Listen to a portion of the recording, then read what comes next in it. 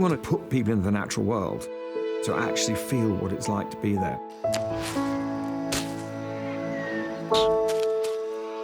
Our Planet is an 8-part wildlife documentary series. We want to excite people, engage people with these stories that are centred on emotion and pull you in.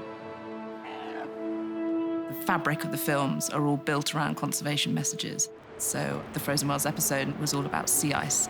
The rate of sea ice loss at the top of the planet, it's happening at an alarming rate, and probably in the summer months, by 2040, it will be free of ice. We went to Russia to film the largest gathering of walrus on the planet. And we're living in a tiny hut in the middle of nowhere with scientists that haven't washed for 6 weeks. That's the glamour. That was just pretty intense, sort of, to be in that situation. It was one of the hardest things I've ever had to film in my career. Some of them were falling from cliffs because there's a shortage of sea ice, so they're forced to come to land. It was harrowing, but I think it's important. You've got to get those stories out there and show people.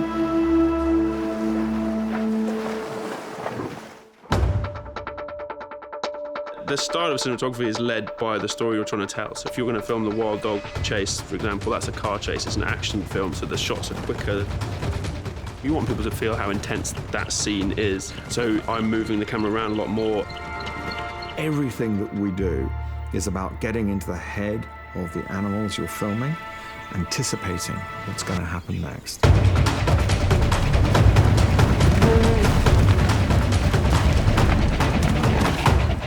Now the technology allows us to capture images you couldn't have captured 5 years ago. The definition is amazing and the dynamic range is huge, so just it makes those images more real and people really get immersed in that world. We did the final sign-off for Our Planet, and then you see it on the screen and it's mind-blowing. I remember being at Netflix and having a demonstration of Dolby Vision. We saw this and we thought, this is amazing.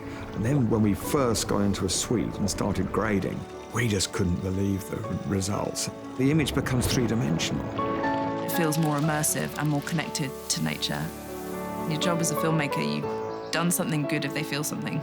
And if that emotion can instill that response and do something, I think that's what we're trying to achieve.